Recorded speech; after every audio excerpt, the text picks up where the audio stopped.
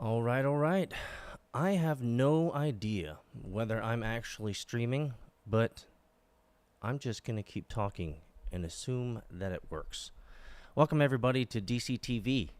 I know that we had an earlier stream earlier this morning with a bunch of great people. We had Brad, we had Jaime, we had Greg, we had Tamp, many of whom are old Bitcoin pubbers and individuals that used to hang out with us in the Bitcoin pub back in the 16, 17, 18, 19 time periods before it kind of went away.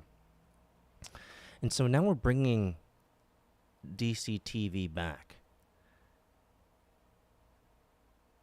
And man, what an intriguing time to bring a community-based morning show, a community-based content community, a community-based prosperity and value creation community.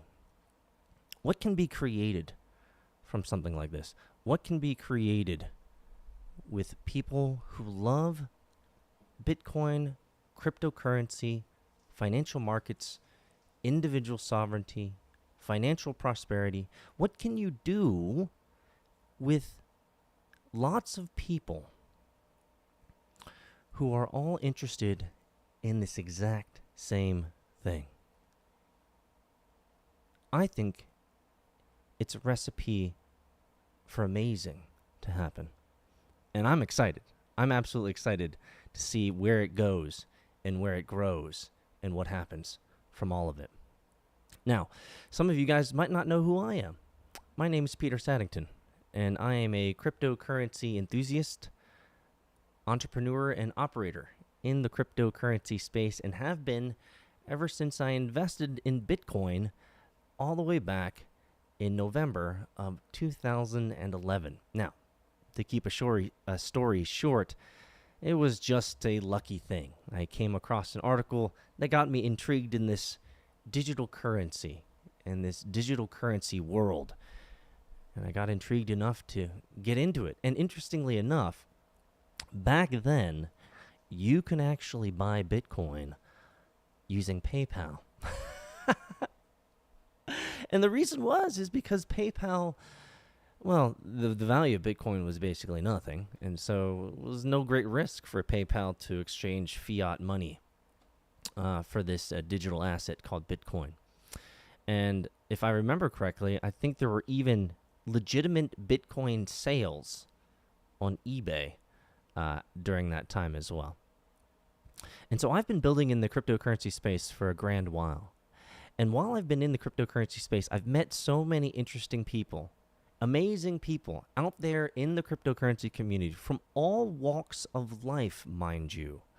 From all walks of life. These people have come from one side of the earth to the other. And what has been so fantastic in my journey in cryptocurrency is that I've met so many amazing people that also have an amazing talent or an amazing skill or an amazing craft or maybe just even the hard work ethic. And so what has been great is to be able to be maybe a gravitational center of sorts in which people can meet other people and grow and learn together and prosper together, and maybe with a little bit of organization could put some programming together, put together some content, put together some education, some entertainment. And so that really was the kind of original genesis of this idea of resurrecting decentralized TV. Now, I can't talk about DCTV without talking about some of the history. So for some of you guys, you might remember DCTV was a response to YouTube censoring me and basically deleting 3,500, over 3,000 of my videos and deeply censoring my other YouTube channel and demonetizing it and all that stuff. And we just went crazy afterwards. It was actually a great awakening of sorts, of that even though that you create all this content, you put it on a centralized server, you put it on a centralized system, and the centralized system does not care about you, does not care about who you are. It does not care about whether this is your well-being. And this centralized system, if you speak against the system, or if you say something that might not be deemed appropriate, then the system itself could choose to turn you off. And so this was a great pragmatic awakening for me. It was an amazing opportunity for me to more deeply understand the simple realities of that my data is not mine if I hand it over to YouTube. However, there needed to be a balance. There needed to be a balance between autonomy and ability to create, as well as market access, right? And influence and spread and size. And so YouTube, at the end of the day, still is, at least stateside in America, it very much still is one of the greatest mechanisms of communicating what you're doing out to the world. As long as, I guess, you fit within the boundaries of what is deemed acceptable. And so, not only did we have a great awakening with the censorship of the original channel, but it galvanized the community to build something even better. And that was the first iteration of decentralized TV back in, I think, 2018 is when we launched it. And we quickly grew to up to 100,000 subscribers, I believe, or close to 100,000 subscribers. And then YouTube got a hold of us again and started demonetizing stuff and deleting stuff again. And so we've let it sit in the background, not languishing, but just waiting for the right opportunity, the right timing to bring a greater band of ruffians, of individuals who've gone through the fray, have gone through the wars, have seen the cycles, and yet are still here. Call it insanity, I don't know. Call it craziness, I don't know. Why are they still here? Why are they still persevering? Well, I'll tell you. It seems to me that Bitcoin and cryptocurrency will never go away. It seems to me that Bitcoin and cryptocurrency are at a place in history in which, let's be intellectually honest, Bitcoin and cryptocurrency is in every single market on the planet. It is in every single facet of every single industry in the world today. You can't turn it off now, baby. It's impossible. It's not possible. And so we are in this amazing time period where those who have survived, those who have continued, those who have not gone astray, paper hands, yeah? Well, we've brought them back together, is what I'm saying. This is this resurrection of decentralized TV version 2, and in many ways a resurrection of the original ethos and the original purpose of the Bitcoin pub. So it's a kind of a resurrection of both ideas, in that the Bitcoin pub was a digital place for digital Netsians in the crypto and Bitcoin space to gather and communicate and commune and connect. And then eventually we had these amazing physical meetups as well, and conferences as well, and learned a ton through all of it. But things have changed. You've changed. We've all changed. Times have changed. Some of us have still survived, and some of us are still here. I think individuals who are anti-Bitcoin and cryptocurrency are finding a harder and harder time finding good reasons, rationale, and excuses for why this is a Beanie Babies moment. We've passed that moment, my friends. We've passed that moment. I truly believe, having been in this game a decade now, and as an operator, not as long, but I truly believe that we are at a major inflection point, especially considering what is happening today, my friends. What is happening today? We are seeing amazing things before our eyes, or at least this is what we are being fed. We're seeing amazing things. We're seeing economic establishments begin to crumble. We're beginning to see the cracks of infrastructure that needed to be fixed decades ago. Infrastructure physically and infrastructure politically. Infrastructure technologically, infrastructure supply chain, infrastructure shipping. I mean, there's so much that is broken, that is in needing of fixing. We are seeing very intriguing turmoil in new places other than the usual places. And we are sensing and feeling a great dissonance in the political divide, which I don't talk about because I don't care. But it is still a necessary considered variable in everything that is going on. And so what are we seeing in this recession that is not defined as a recession, is not defined as a depression? What are we seeing? We're seeing value move. And that's what we're seeing from a financial perspective. We are seeing value change. We are seeing sentiment change. We're seeing that the survivors that are still here, that are still champions of the cause, champions of Bitcoin, we are still seeing innovation. We are still seeing growth. Did you guys know? Just for stats.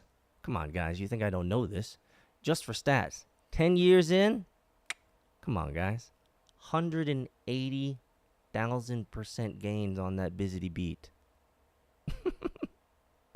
Even year over year, we're still like 27% up. We still crush the S&P. We still crush gold.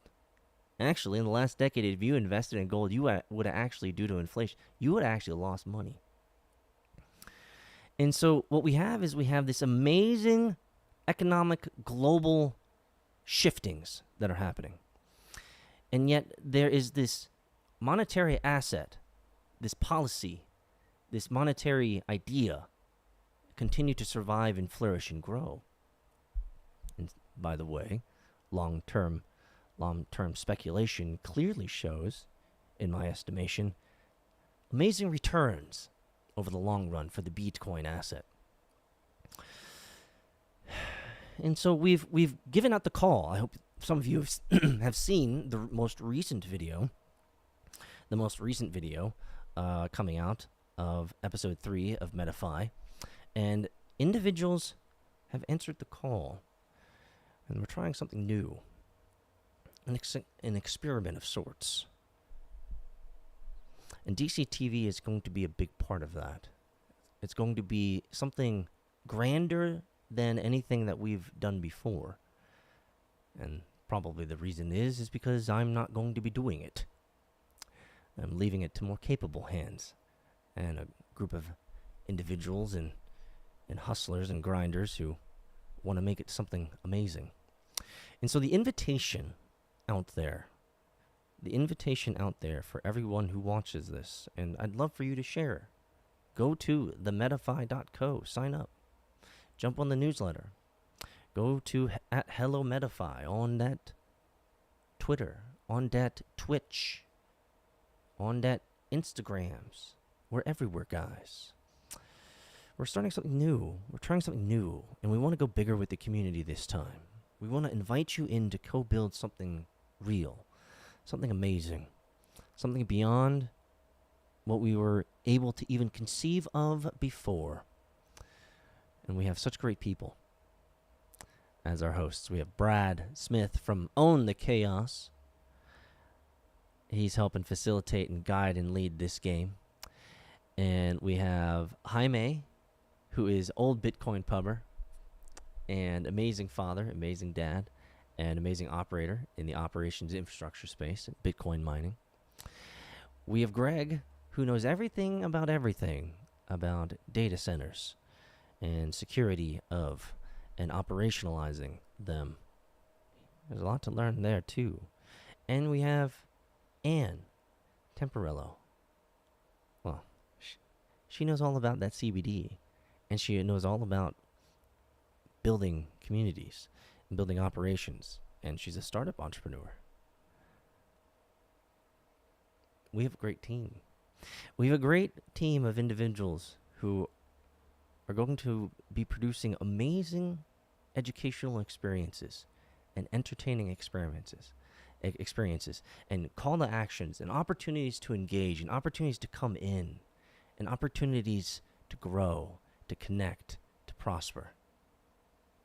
It's going to be amazing, and I'm really, really excited about it.